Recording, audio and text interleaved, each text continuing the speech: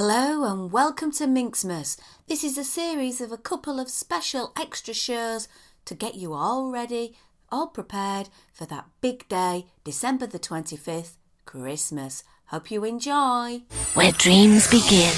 Hello and welcome to this small Minxmas edition of Diz After Dark. I am Nick. If you don't know who I am, why not? I've been doing Diz After Dark now for years. What do you mean you don't listen to Diz After Dark? We're a bit like the Disney Dream Girls, but with a few more men, I suppose. But I am joined on this episode by my good friend and buddy, Craig. Oh, Mickey Mouse. Oh, Mickey Mouse. And of course, in the interest of balance, there are other Disney characters that are also available. But we have been friends with the Disney Dream Girls ever since they started. In fact, even pre that. What did they used to be called? Mini Minxes. The Mini Minxes, yeah. Oh, yeah. They've always been babes. Yeah. Definitely, we loved them. We love you guys. And we've known Michelle for 27 years. Not quite that long, but about 8 or 9. So we've done Minxmas before. We've been asked to do it before, and we're very pleased to be asked to do it then, and we were very pleased to be asked to do it this time around. So thank you for reaching out to us and giving us this platform. And we just, it's coming up to Christmas, so we thought we'd do a little Christmas episode for you. And top 3 Christmas Disney films. Now, Disney have made quite a lot of Christmas films, right, Craig? They do actually make about 6 Christmas films a year, I think. They will be now. They've got Disney Plus, I think. Oh, they'll have fill to. it up, yeah. But there's been quite a few kind of classic Disney films. So, I think we'll just talk about a few of our favourites. Do you want me to go first, Craig, or do you want to go first? You go first. Go ahead, because I'm feverishly looking on the internet now for some Disney Christmas films. So one, I suppose, it's a Christmas film, but it's one that's become very popular in my household. Is Mickey's Twice Upon a Christmas. Oh, love it.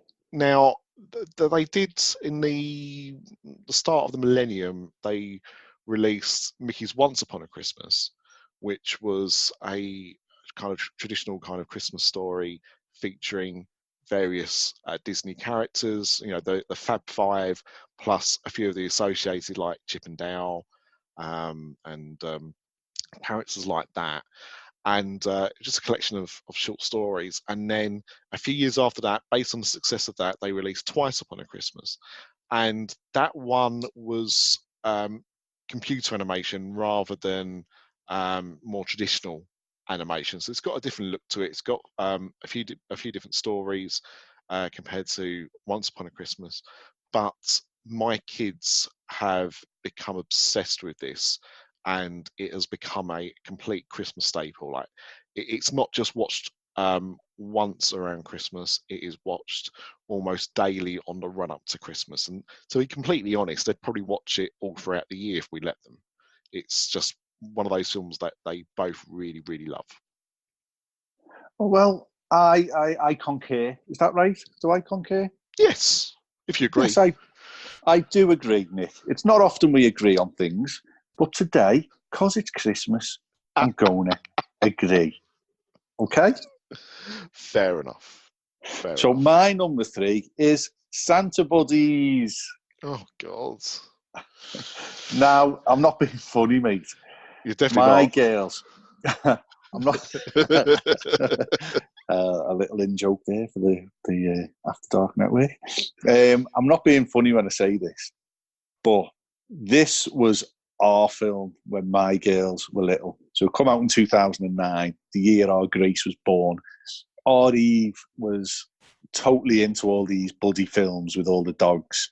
Little Johnny's fell down a well, send the dogs, they can all talk, no one's looking, whoa, and all that. And Santa Buddies was one of them, and it's a tradition every year that we have to watch Santa Buddies. It's got something to do with Christmas and a load of dogs running around. Yeah, I mean, and the dogs are adorable.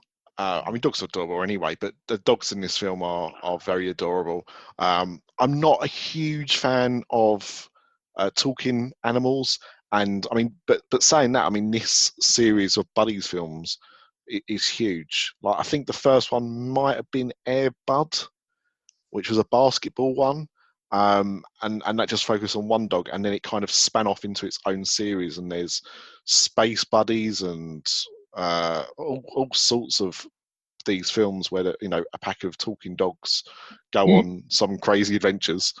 So yes, so it wouldn't be one of mine, but again, I think sometimes it's not the quality, but it's more the impact it's had on you and yours. Definitely.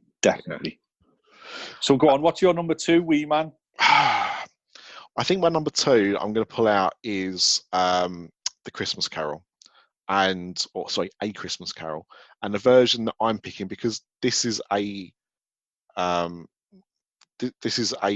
series of films they've done. Like, they've done various versions of that Charles Dickens classic tale, and I'm hoping that you might have one in your list as well, because the one that I'm picking out is the Jim Carrey kind of what do they call the animation style? But it basically dead-eyed zombie dead-eyed zombie film, where they actually act it. So all the actors are put in costume in against green screen, and they are acting the actual film out just in a soundstage with green screens everywhere, and then they turn that into animation. So they basically capture the performance and then do that. And it's Robert Zemeckis did it, and he has done films like this, like the Polar Express is another one where it's got that same acting art style. And I just think it's a very well done version of it. It's a little bit more traditional than some of the other ones that you get. It's still not quite as dark as the original story and other adaptations of it, but I think it's a really good version of A Christmas Carol, and it's one that we've watched a few times over the years, and is also one that we've got a 3D version of that we can watch at home, and it's really good in 3D actually. So I mean, this was the height of 3D.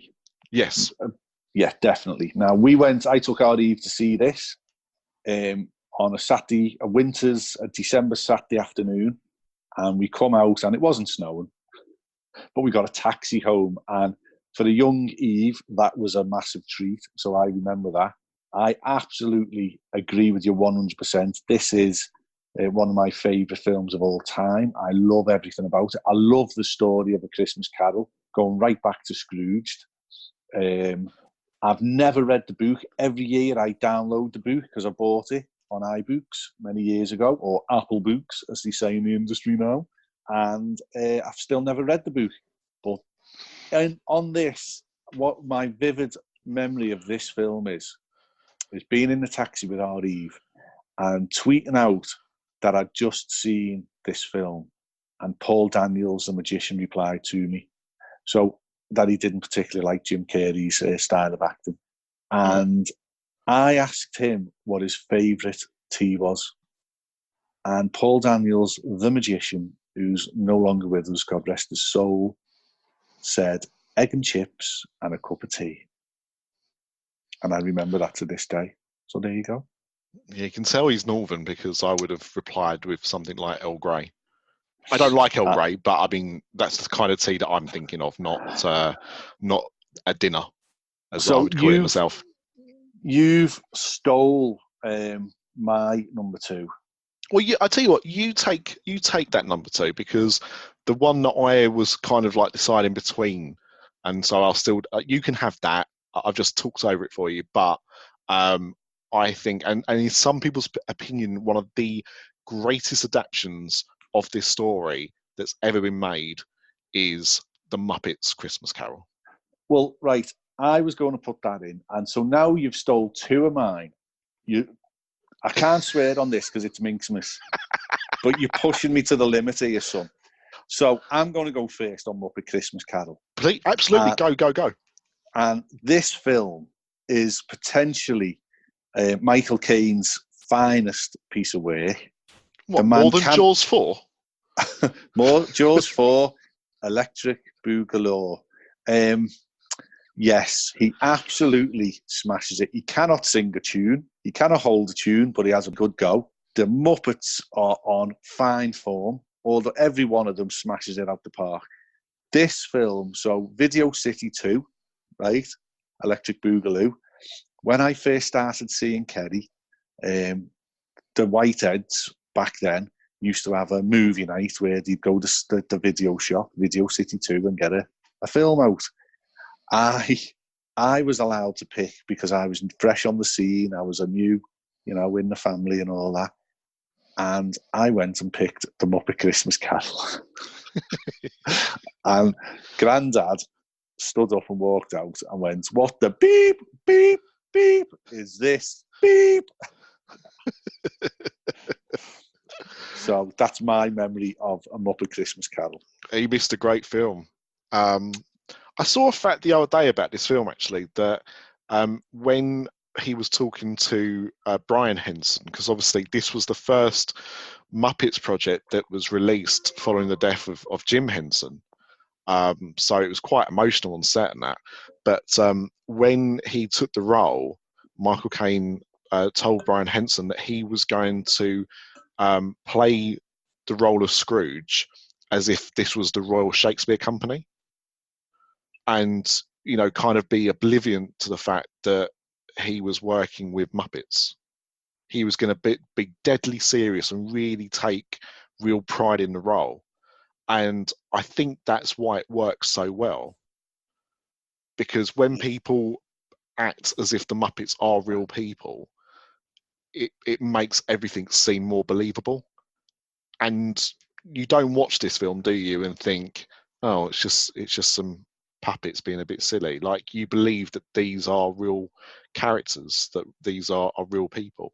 And let's be honest, right?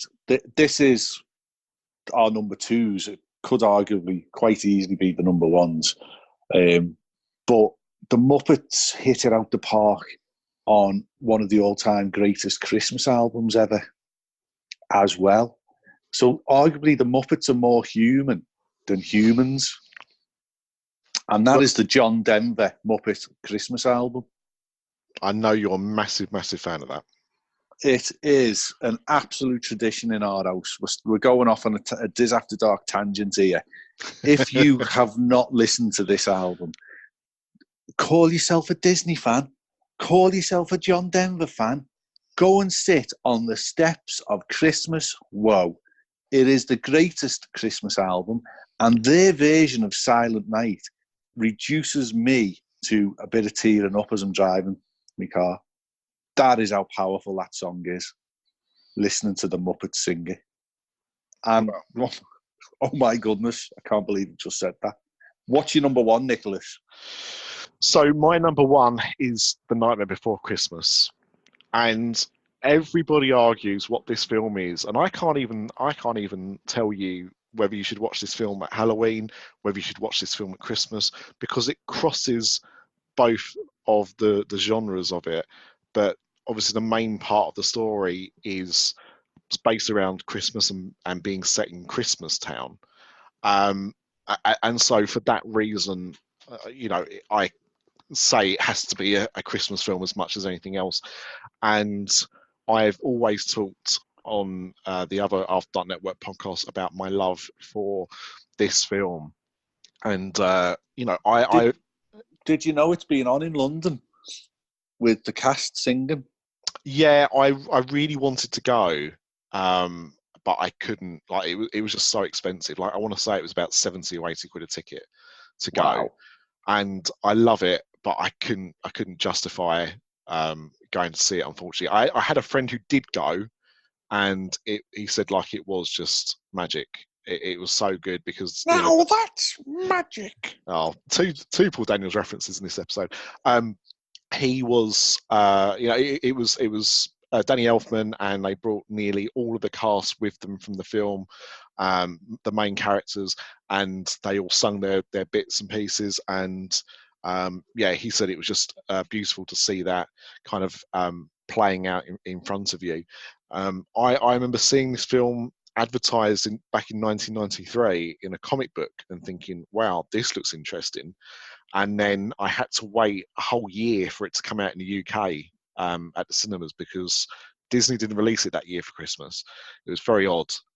So we had to wait another 12 months for it. And when I first saw it, it blew me away, but it kind of disappeared. Like it came out, it was out the cinemas for a few weeks and then disappeared.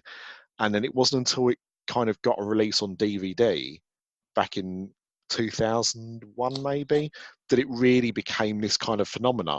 And then it kind of inspired Hot Topic and other places to start doing merchandise and clothes. And now people wear, you always see people wearing like Jack Skellington hoodies and t-shirts, and Vans just did a line of trainers.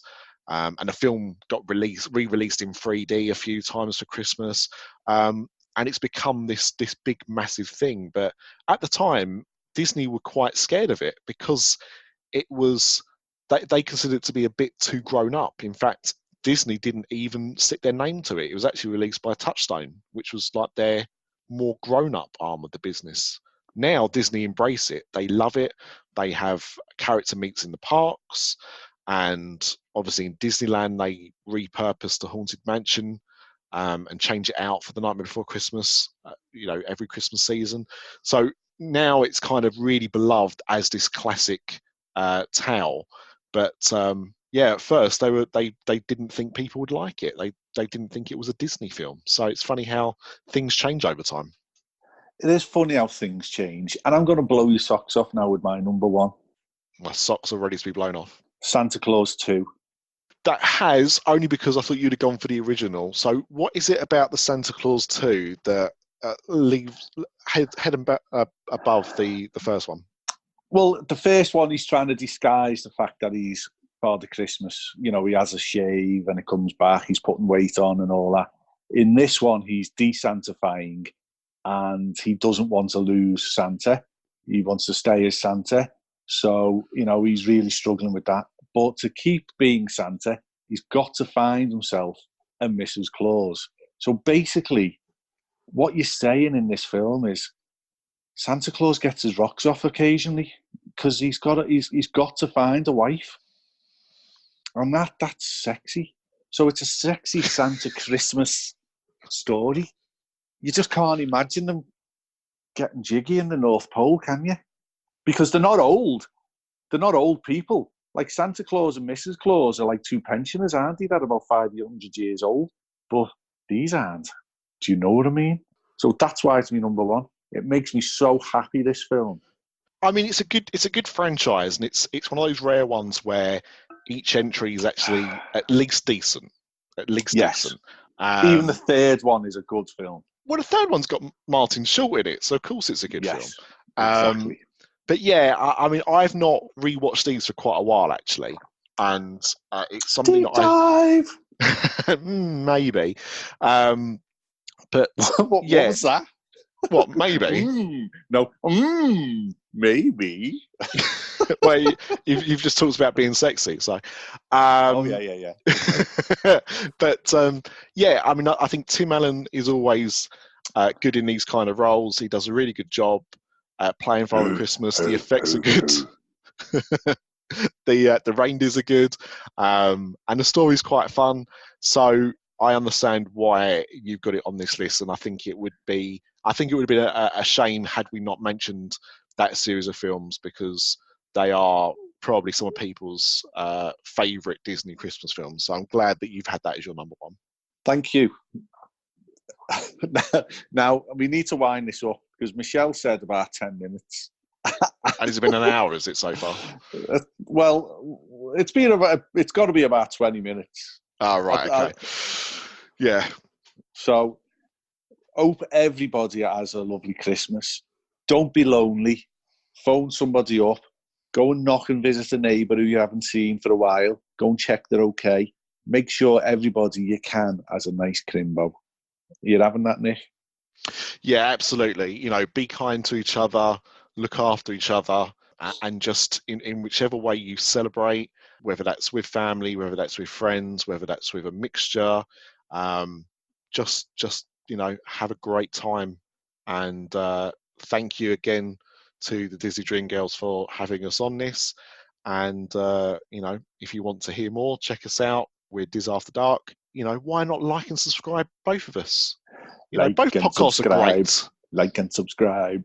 Both Like podcasts. and subscribe. Loads of references. I'm doing all these references from podcasts. People going, where's that song from? Maybe they'll figure it out. We'll see. But yes, on behalf of the After Dark Podcast Network, everybody have a wonderful Christmas. Thanks, guys. This podcast is part of the After Dark Podcast Network.